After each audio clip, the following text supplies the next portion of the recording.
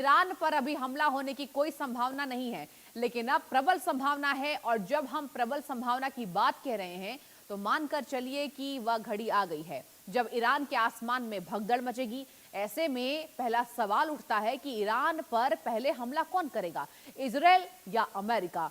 दूसरा सवाल यह है कि क्या ईरान युद्ध के लिए तैयार है, जैसा कि उसने शक्ति प्रदर्शन किया है। और तीसरा सवाल यह है कि क्या अब भी कोई गुंजाइश बची है जिससे संभावित युद्ध टाला जा सके, क्योंकि इसकी कोशिश हो रही है।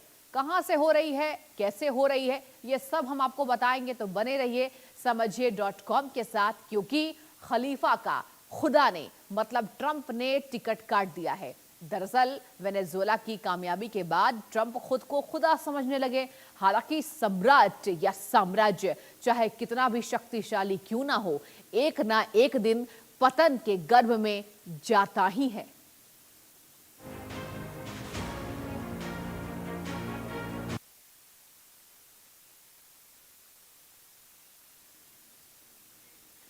तो खबर क्या है, वॉशिंगटन में ट्रंप नेतन्याहू की मैराथन बैठक चल रही है।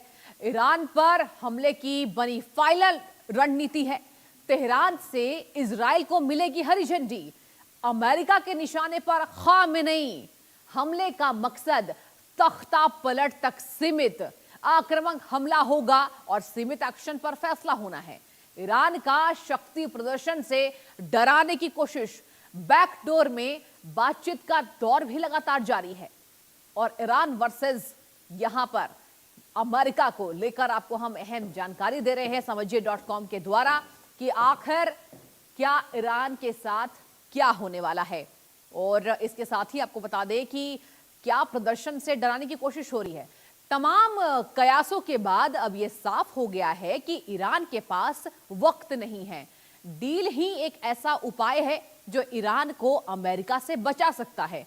जरा 3 तस्वीरों पर आते हैं, क्योंकि ईरान को लेकर दुनिया भर में मची खलबली के लिए 3 तस्वीर अहम है। आपको तस्वीरें दिखा रहे दर्शकों। पहली तस्वीर ट्रंप नेतन्याहू के मुलाकात की है। कहा यह जा रहा है कि दोनों नेताओं के बीच ईरान को लेकर मैराथन बैठकें चल रही हैं और युद्ध की संभावनाओं पर मंथन किया जा रहा है। दुनिया यह जानने को बेताब है आखिर क्या होने वाला है, कि दोनों नेताओं ने कोई बड़ी जानकारी नहीं दी है। दूसरी तस्वीर ईरान की, जहां संभावित युद्ध को लेकर ईरान ने शक्ति प्रदर्शन किया है। हालांकि इसके लिए मौके की तलाश थी और वो मौका था ईरान में इस्लामिक विजय क्रांति का।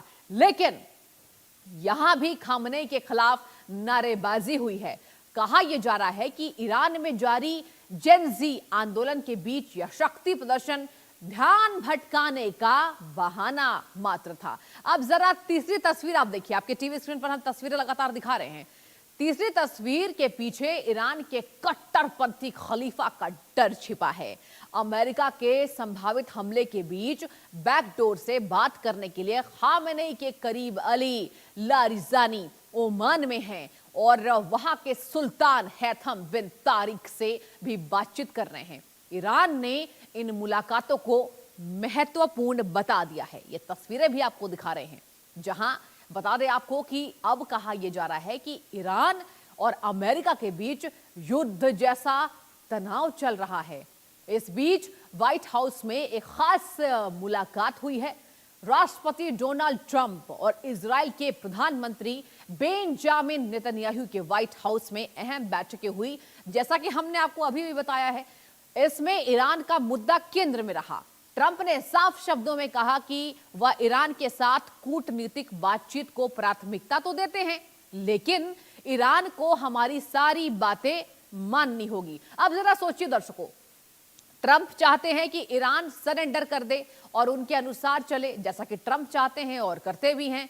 बैठक की तो खास बात यह हो रही है कि यह करीब 3 घंटे तक चली। यह बैठक पूरी तरह बंद कमरे में हुई है। इसके बाद कोई संयुक्त प्रेस कॉन्फ्रेंस नहीं की गई। मतलब साफ है कि बंद कमरे में बनी रणनीति बाहर कैसे बताई जा सकती है। हालांकि दोनों नेताओं ने अलग अलग संक्षिप्त बयान जारी किए हैं। ट्रंप ने सोशल मीडिया पर लिखा कि बैठक बहुत अच्छी रही। ट्रंप ने यह लिखा, जो मैं आपको बता रही हूं, लेकिन कोई अंतिम निर्णय नहीं हुआ। मैंने कहा कि ईरान के साथ बातचीत होनी चाहिए ताकि देखा जा सके कि कोई समझौता क्या संभव है या नहीं है। अगर डील हो सकती है तो वही बेहतर विकल्प के तौर पर होगा, अगर नहीं तो फिर आगे क्या होगा यह देखना पड़ेगा। लेकिन इसके बाद ट्रंप ने जो इशारा किया वो बेहद खतरनाक है। क्या है ये इशारा? नहीं बल्कि ईरान पर हमले की धमकी है।